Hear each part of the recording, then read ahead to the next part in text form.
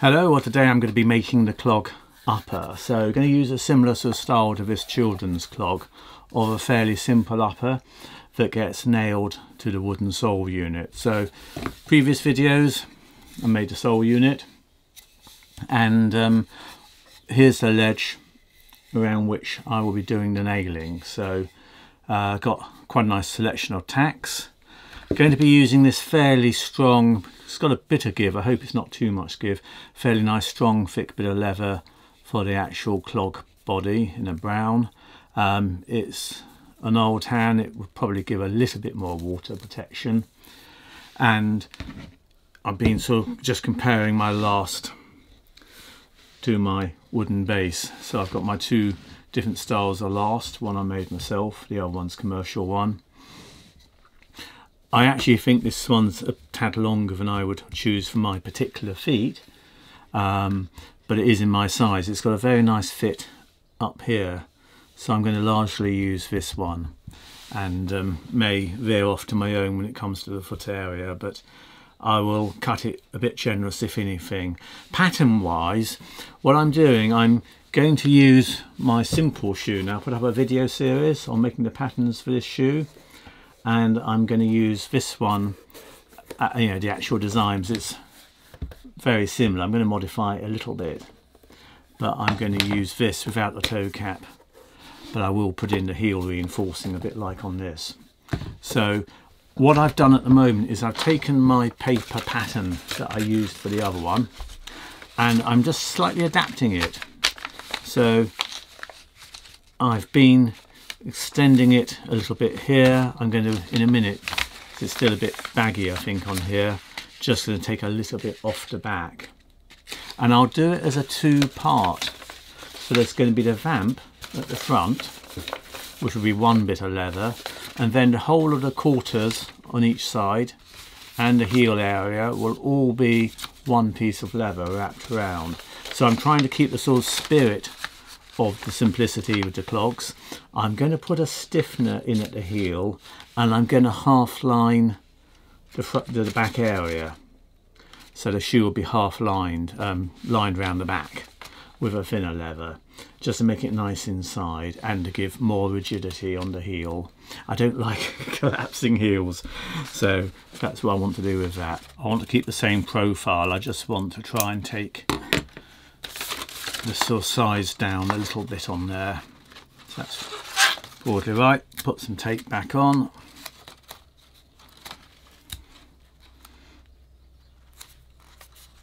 And then just try it back on the last. All of this is a bit of like trial and error really. What I want to make sure is obviously I've got enough leather to come over this lip so I can nail it down. And just check that I've got enough at the toe, having taken that off the heel. Yep, I'm quite happy with that, I think, all in all. So I'm going to, I think, go for it. I will cut out the components on one shoe and then just check that it looks all right. With my pattern here, I've marked the inner side of my shoes with the little triangles, so I know that's the left foot inner. I can, obviously when I take this apart, which I might as well do now, I can reverse it for the other foot. One component, so it's basically the heel with the quarters each side, and then the front vamp with the tongue just there. If you want to do something from scratch, I've covered this in both the simple shoemaking video where I do the masking tape on the last method, and also in the previous video series on making the bespoke shoes. So there's a couple of ways there. So I'm just drawing around at the moment. So I'm using one of these silver marking pens which show up quite nicely, and I can just go around my pattern piece. So at the moment I'm doing the left shoe.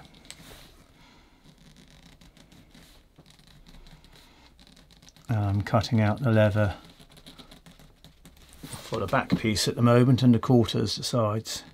So for the actual cutting out, I like to use one of these little clicker knives. So it has a nice little curved blade, nice comfortable handle.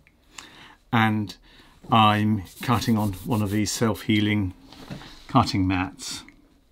Now obviously the trick with all of this is to keep your fingers behind the blade, which is just safer. You don't want to be slipping when you're doing this and have your fingers right in the path of this rather sharp blade. It would not be nice. It's a nice sturdy leather this. It's going to make a good, what I call a work shoe, a fairly solid shoe, but quite a nice sort of comfortable shoe to wear. So I've got my two components cut out, and what I want to do is just sort of like place them over the last and just get an idea whether I've done this about right or not. There'll be some stretch in this leather, so I'm hoping that I can do a certain amount of pulling it around to make it fit. Yeah, it may be a bit tight in places. I'm going to go for it. I fear it could be a bit tight down this side, but I can, within reason, do quite a bit of pulling over this last. So I'd rather have it a tighter fit than not. So what I'm going to do, I'm going to skive the seam joint here, and I've got my skiving knife, and I just want to get the sort of bulk of this seam down so it doesn't hurt inside the foot. I want a fairly aggressive angle of skive because I don't actually want to weaken this bit of leather too much where it does go down, but I do need to have it obviously a bit more flush. So I'll just go along with this knife, and I'm taking off a little bit of leather. I could do this on the machine, but to be honest, when it's a short piece like this, it's really as easy just to do it by hand. You can feel it, check it as you go along, and it's probably more accurate and really quicker than having to specially set up your machine just for the one job. So skiving knife wise, I'm using the ultra cheap one. I think these are excellent. They're cost next to nothing. I've done a review video on these. You'll find them on eBay and such like, but I think they're good. You can get a good sharp edge, and you don't need fancy expensive equipment. I get a little bit frustrated when I see people new to leathercraft shelling out a lot of money on the tools when actually you're probably almost better shelling out a bit more money on some of the leather you're using and getting inspired by having some rather nice quality leather that you know don't make a mistake on because it'll make you focus. I don't know, it's personal, but you know, don't get me wrong, the nice tools are nice to have. I'm just trying to say don't be put off doing some leather work by the cost of tools. Look, UK £3 or so, I don't know what it is, it's cheap, whatever it is, dollars, you know, $3, $4, something like that on eBay. I'm going to dye some of these edges, which will be more difficult to get to later on, so just to blend them in. It just makes everything a bit neater if I do that now. That goes in quite nicely, quite a nice match. Go along the top edge. I'm using one of these marker pens, which I think are very good. Montana, they're Montana markers. So a little piston inside here, you put your dye in, and the little piston pumps in a bit of pressure as you hit the nib, and it forces your dye out. Very controlled, very effective way. Montana marker pens. I think fairly easy to get hold of in the States. I think probably less so in the UK. You may find them with like street art suppliers, things like that.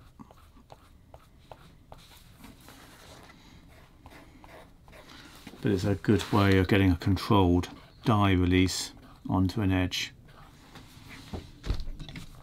And then I can just go across with my slicker and just give this a little rub over. So literally I can just do that, and it just gets that edge a nice little bit of, while the fibres are still wet, it gets them down a nice little bit, makes it all look a bit more well, polished. I'm just trying to work out some spacing for the eyelets, so I decided for these I would have 4 eyelets, and I've just been placing them in position and putting my dividers on here. So I'm going to walk my dividers up the line, and that's where they will go. So I've got a very faint line I've scribed on there,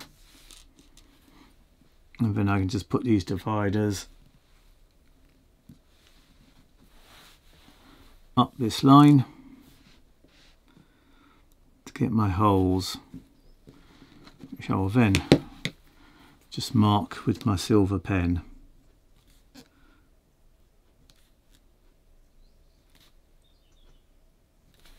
There we are, 4 little eyelet holes.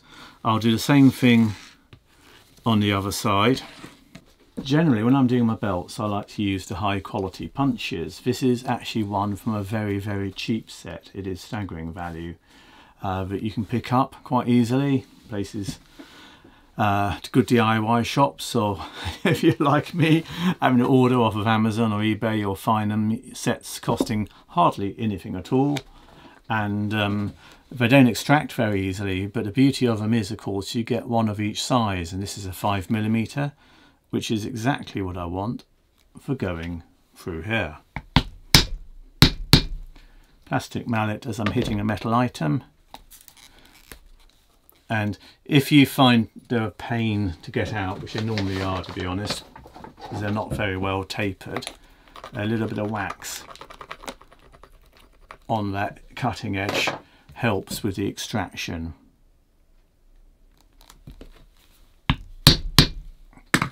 So the beauty of this is you end up with exactly the right size hole for your eyelets. So sometimes it is worth, if you're not going to use it often, it's doing the job perfectly well, and it really did not cost much.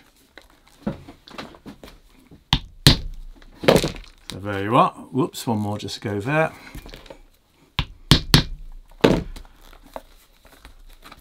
And I've got my 4 holes. So I'm just going to put the little backing washers on, which will hold these eyelets in position.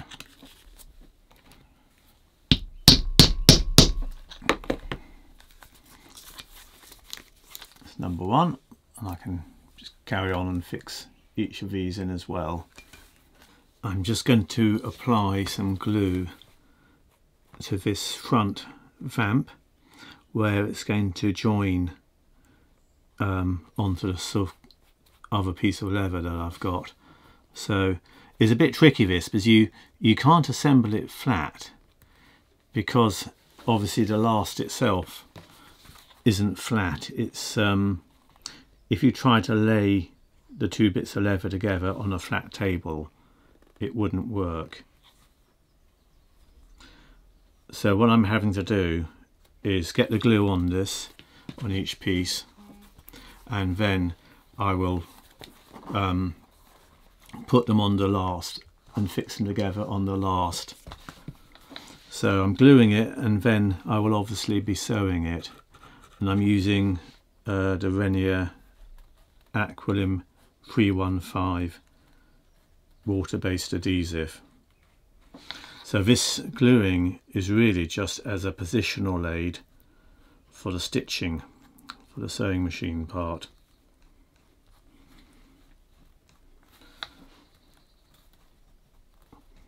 And the inside of that leather is quite absorbent, so I may need to give it another coat. I'll see how it goes. Oops. Slightly hashing it, but it's difficult getting these positions to be right. Ugh. Right. Do those still line up? Yes, I think so.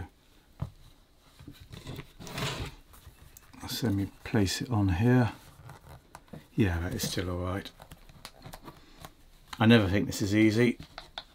You try to get it sort of lined up. I find those drawing little sort of seam line on the inside bit of leather does help. At least you know then you've got enough overlap. It's obviously what you want to have is enough overlap to do your seams inside. So if you draw a little line, you know you've got to cover those little dots kind of thing. I think that is about right. Begin to see where this is going.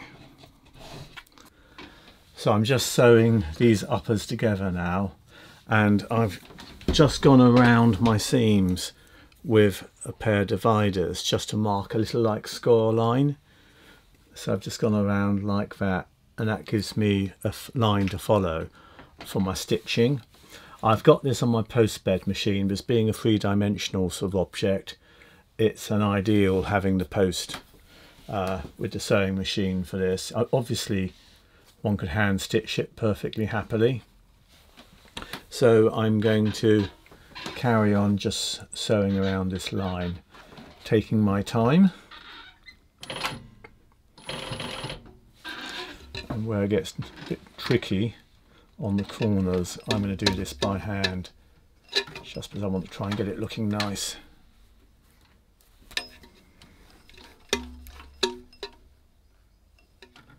There we are. Always find with a post wheel machine you have to still think ahead about where your wheel is. You don't want it like falling off the seam, so you need to have it on a nice smooth bit, which is what I've done here.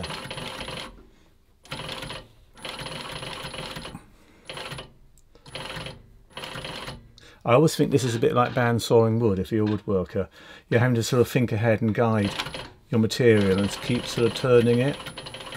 I need more practice on getting there, but it is quite difficult. It is like, from that point of view, it is like bandsawing. Quite a big turn there. So line that up.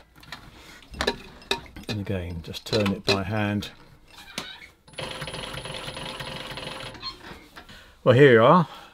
That's sort of done now. So that's the first shoe side done. I'll make up the other side next. And then in the next video, we'll look at doing the heel stiffening and the half lining inside here. And after that, it'll be a matter of getting it fixed to to the actual sole unit. So it's getting there, I think. Anyway, thanks very much for watching, and I'll see you in the next video. Okay then, bye-bye.